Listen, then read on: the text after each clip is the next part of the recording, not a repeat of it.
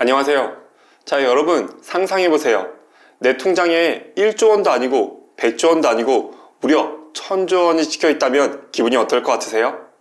지금 전세계 역사상 최초로 개인자산 1000조 원, 즉 조만장자 등극을 코앞에 둔 사람이 있는데요. 바로 테슬라의 CEO 일론 머스크죠. 이 1000조 원, 솔직히 얼마나 큰지 실감도 안 나는 돈인데요. 이게 얼마나 큰 돈이냐면 대한민국 정부가 1년 동안 나라 살림에 쓰는 예산 전체보다도 훨씬 많은 돈이라고 해요. 한 명의 개인이 국가보다 돈이 많은 세상, 믿어지시나요? 오늘은 인류 역사상 최초의 조만장자 이야기입니다. 자, 먼저 팩트부터 시원하게 체크하고 가시죠. 현지 시각 15일 테슬라 주가가 무려 475달러를 돌파했는데요. 연중 최고치는 이미 뚫었고 역사상 최고가 경신까지 딱 4달러만 남은 상황이죠. 우리 서학개미 여러분들 테슬라를 정말 많이 사는 걸로 유명한데요. 오늘 밤 치킨 시키셨나요? 계좌가 아주 뜨겁게 달아오르셨을 텐데요. 그렇다면 도대체 테슬라가 밤사이에 무슨 일이 벌어졌길래 주가가 폭발한 걸까요? 발단은 일론 머스크의 손가락 끝에서 시작됐죠. 여기에 영상 하나를 공유하며 딱 한마디를 남겨요. 차에 아무도 타지 않은 채 주행 테스트가 진행 중이다 라고 말이죠. 이 내용을 단순하게 그냥 자율주행 테스트 하나 보다 하고 넘기시면 절대 안 되는데요. 이건 그동안의 판을 뒤집는 이야기거든요. 지금까지는 법규 때문에 혹은 기술이 불안해서 운전석이나 조수석이나 사람이 꼭 타고 있어야 했어요. 일종의 자전거 옆에 보조 바퀴를 달고 있었다는 얘기인데요. 그런데 이제 텍사스 오스틴에서 그 보조 바퀴를 과감히 떼어버린 거예요. 이걸 전문용어로 언슈퍼바이즈드, 즉 완전 무인 주행이라고 하는데요. 운전석에도 조수석에도 아무런 사람이 없는 거죠. 말 그대로 진짜 완전한 무인 자동차가 도심을 활보하기 시작했다는 거예요. 그런데 여기서 잠깐, 최근에 테슬라 뉴스 좀 보신 분들은 고개를 갸웃거릴 수 있어요. 아니, 최근에 테슬라 기사 보니까 테슬라 전기차 판매량이 줄었다는데 주가는 왜 이렇게 오르는 거야?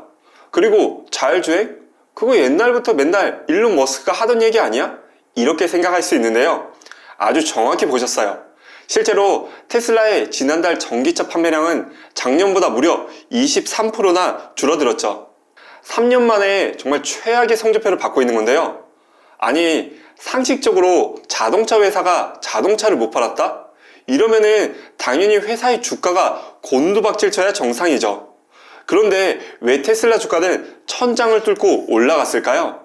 자, 여기서 바로 뉴스 너머의 시선으로 바라봐야 하는데요. 첫 번째 포인트는 바로 승자 독식 구조를 테슬라가 갖춰가고 있다는 의견이에요.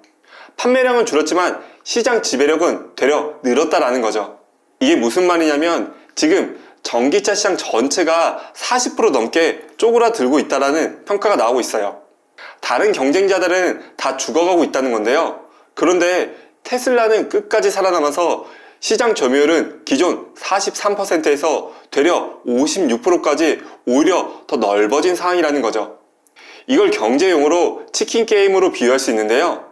우리 동네 치킨집이 5곳이 있었다고 가정해보죠. 서로 손님 뺏겠다고 할인하고 서비스 주고 그야말로 난리가 난 건데요. 사장님들은 수익이 점점 박살이 나지만 출혈 경쟁을 멈출 수가 없죠. 설상가상 사람들이 매일 치킨만 먹는 게 아니잖아요. 피자도 먹고 라면도 먹고 하니까 되려 치킨 판매량은 오히려 줄어들어 버린 거죠.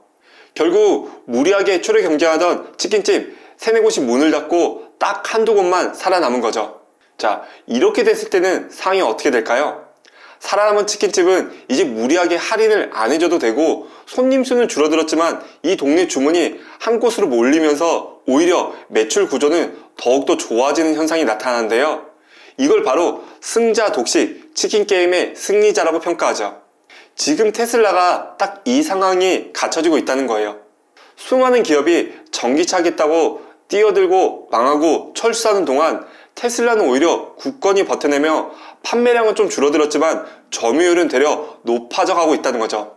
게다가 전기차 시장에서 높은 혜자와 테슬라라는 독특하고 스토리가 있는 브랜드 이미지를 구축해 나가다 보니까 나중에 판매량이 늘어났을 때는 오히려 시장을 장악하는 힘, 즉 높은 해자로 점유율 깡패가 돼서 높은 마진과 함께 매출이 기하급수적으로 증가할 수 있다는 거예요.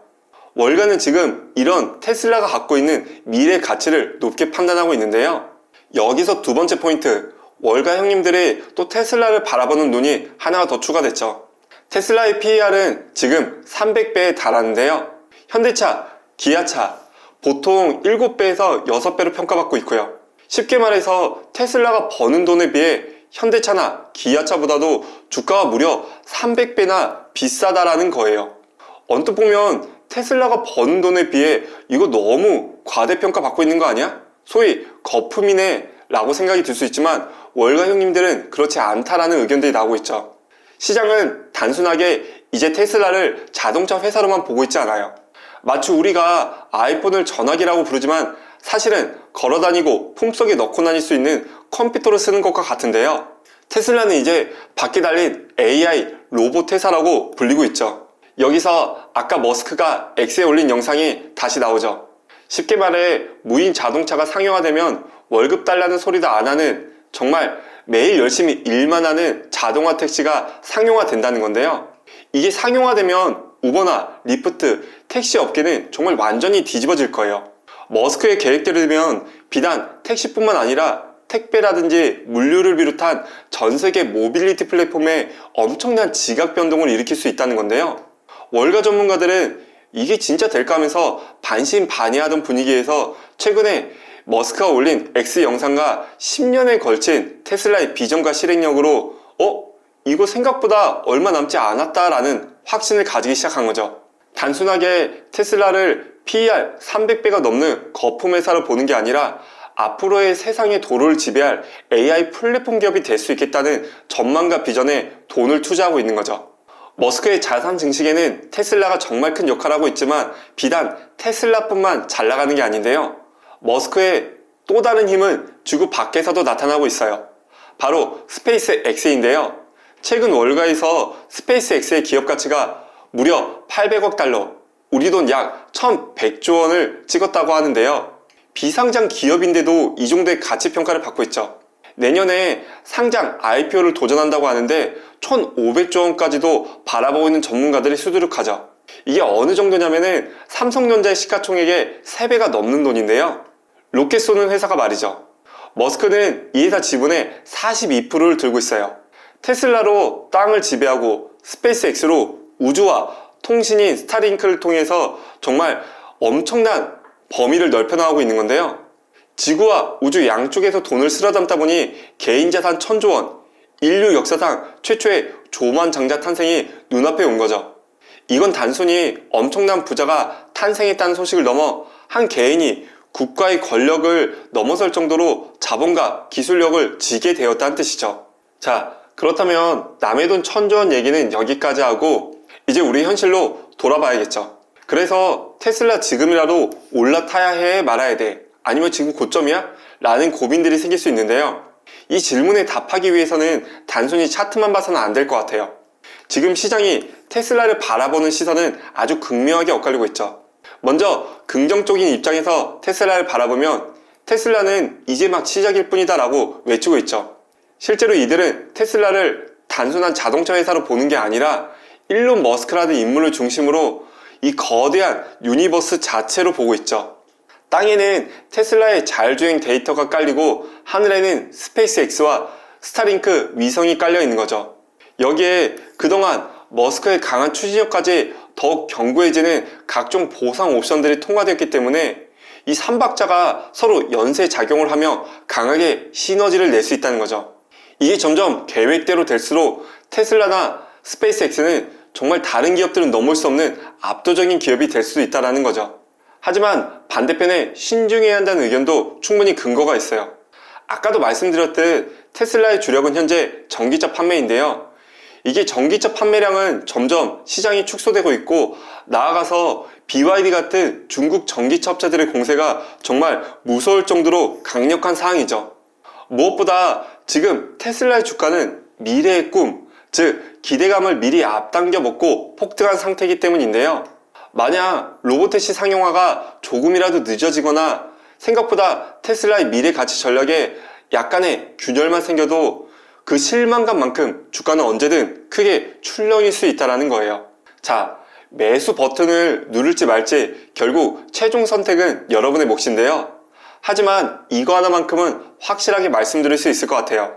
지금 우리는 과거 스마트폰이 처음 세상에 나왔을 때와 소름 돋게 비싼 변곡점에 서 있는 건데요. 과거 피처폰만 붙들고 있던 기업들은 뭐라고 했을까요? 굳이 스마트폰 같은 고성능 전자제품을 소비자는 원치 않을 거다. 값도 너무 비싸다라며 스마트폰의 변화를 일축했죠. 지금 그렇게 시대의 기술 변화에 뒤처졌던 기업들은 다 어디로 갔을까요? 역사 속으로 사라지거나 아예 업태가 바뀌어버렸죠. 말 그대로 정말 도태되어 버린 건데요. 지금 테슬라가 우리에게 보내는 시그널은 아주 명확하죠.